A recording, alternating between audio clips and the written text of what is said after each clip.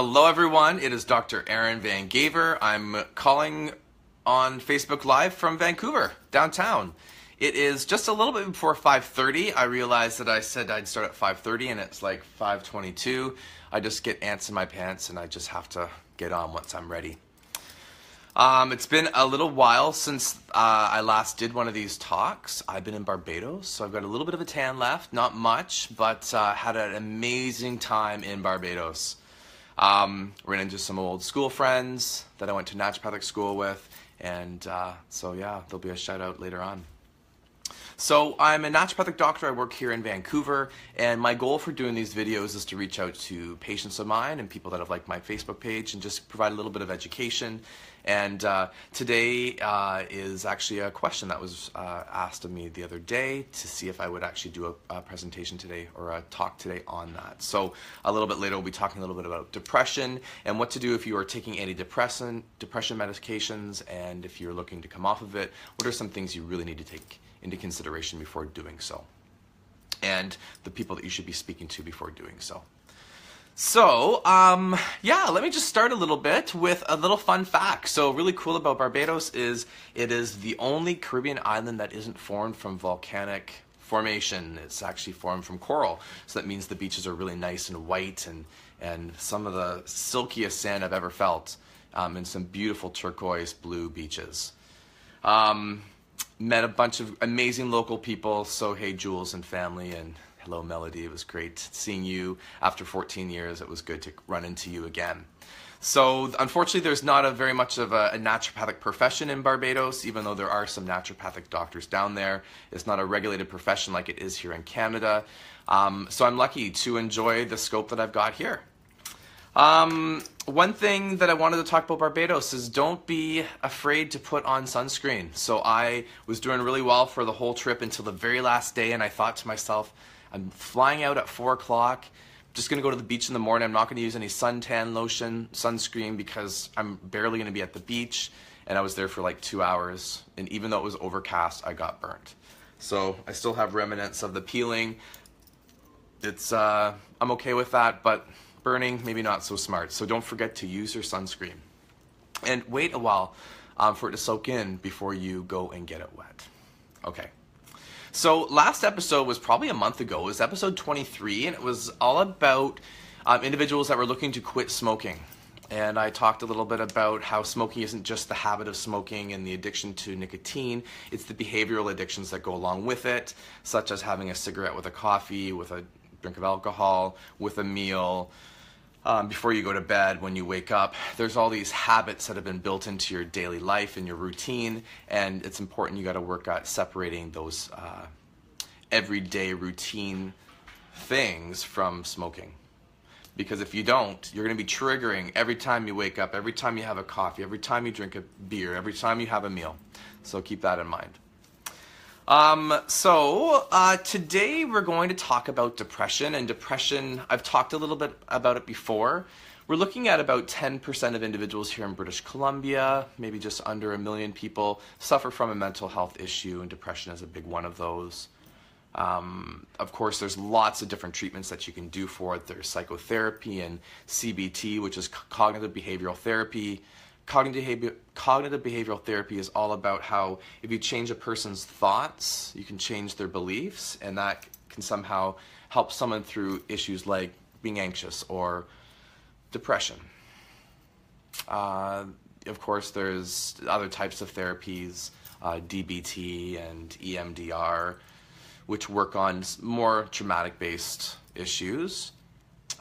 When it comes to the conventional world, there's also pharmacotherapy, and honestly, as a naturopathic doctor, I'm not opposed to pharmacotherapy. It can be quite useful. We don't really know exactly, like if we knew exactly what caused depression, we'd be able to target a drug specifically to that. We actually don't know really what causes depression, but one theory we have is the theory that it's a neurotransmitter imbalance. And so a lot of the drugs that are out there all focus on balancing neurotransmitter levels. So serotonin is a big one that you'll hear about, dopamine and noradrenaline or adrenaline are other ones that you would hear about. So let's say you are put on medication and you're actually getting a good response to that. And for a lot of us, we're put on this medication and it works well, and we're left on it indefinitely. And some of us are left to wonder, what would it be like if I was off the medication? Do I need to be on this medication? So these are really good questions to ask. And the first person you should be talking to about this is your family physician. If it's not your family physician that's prescribed it, then your psychiatrist is the next person that you should be speaking with. There are a few naturopathic doctors who will have a special focus in mental health and addiction, like myself, and so we would have some additional ideas on how to do that as well. So that's the first thing I want to say, is you're not going to cut abruptly off these medications. That's the first thing. You're always going to talk to your doctor first. And if you're really interested in finding out whether or not it'd be beneficial for you to try it, there has been research that's done. I'm not going to go into what that research is, but you can talk to your family doctor about that. A lot of guidelines are going to suggest that an individual will stay on their medications for a minimum of 1 year. So if you're kind of less than a year, your family doctor may actually suggest that you continue it out for the full year. But I mean, you have your own choice of where you want to go. And so if you're interested in making some changes, talk to your family doctor about that. There's things that you can do, though, to help strengthen and support yourself. So, if you're dealing with symptoms such as low energy, low mood, not getting much joy out of things, then there's certain medications that can be more uplifting. They can be more stimulating. And then you could be a person that has very difficulty falling asleep, and you're waking up early hours, and anxiety is a large portion of what you're struggling with. And so maybe those uplifting, stimulating type antidepressants aren't the right medications for you. So again, there's different types of presentations when it comes to feeling depressed. And your doctor, or even your naturopathic doctor, can help figure that one out for you.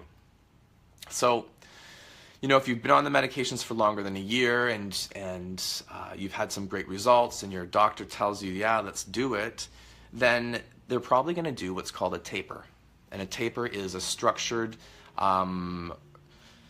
reduction in dosage over a period of time. And it's usually dependent on the half-life of the drug that you're taking. So if we're looking at a simple SSRI like Prozac, which has a long half-life, there may not actually be a taper, because the body will actually eliminate it slow enough that you won't actually feel any withdrawal effects. But there are some medications that are quicker, and like Paxil or paroxetine, Effexor or venlafaxine. These medications are usually dosed once or twice a day. Sometimes they're formulated in a sustained release.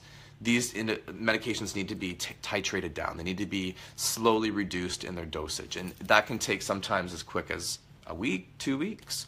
But depending on how long a person's been on the medication is probably going to dictate the length of time the taper will be. So if we're looking at Prozac as an example, and you're starting at 40 milligrams of Prozac, and you've talked with your medical doctor is probably going to talk about reducing the Prozac maybe by 10 milligrams a week, and then boom, you're done. But you never ever want to be passive in your health. You always want to take an active role in preventing things from relapsing. And so even in the mental health world, a relapse would be a return in that depression. And you know what? We're all going to have situations that happen in our lives that trip us up. And what I mean by that is, pull us into a little bit of a slump. And it's that resilience that we build, it's the healthiness that we have, it's the things we put in our body, it's the exercise. Those things can actually keep us strong during those moments of weakness. I say a lot. The natural type of treatments that people have heard of before are the typical St. John's wort, 5-HTP, which is a precursor to serotonin in the brain. It's a form of an amino acid, actually. And SAMe, which is another combination of amino acids. These are probably the three more common natural supplements that are used to support mood. There are some simple ones like B-complex, taken with food, can be really helpful. Fish oils, if someone isn't eating a lot of healthy fats, fish oils can really make a difference in someone's mood. Some individuals are affected by low sunlight and not a lot of full spectrum lighting. And if you're in Vancouver and there's a lot of clouds and a lot of rain in the winter and the spring, Sometimes a full spectrum lamp can be helpful first thing in the morning for maybe 20 minutes, having it shine the side of your face, not looking directly into it. So, guys, I'm going to suggest that you go and reach out to your medical doctors, talk to your naturopathic doctors if you are questioning whether or not, it's time to come off your antidepressant medication. You would never, ever cut it abruptly. You would never do it without talking to your health professional first. But then realize there's things that you can do. So, as I said, you don't want to be passive in this. There's certain natural herbs that you can take in place of that. Eating a full range of healthy fruits and vegetables, and really importantly is not avoiding protein. Protein is the building block to all the amino acids in the body, and the most important ones are things like tyrosine, phenylalanine, tryptophan, glycine. These are essential amino acids that help to produce these neurotransmitters in the brain that keep us healthy and keep us thinking and feeling good about ourselves. So if you're not having a diet rich in protein, you may want to look at getting some protein in there. And sometimes it's about supplementing it with a protein powder. Okay, guys, my name is Dr. Aaron Van Gaver. I'm a naturopathic doctor here in downtown Vancouver. You can reach me on Facebook, you can reach me on Twitter and on LinkedIn and on Instagram. You can also check my website, draaronvangaver.com. If you have any questions, please send me a message. I'd be happy to answer that for you, and I'll check you guys out next Friday. Take care, everyone. Bye.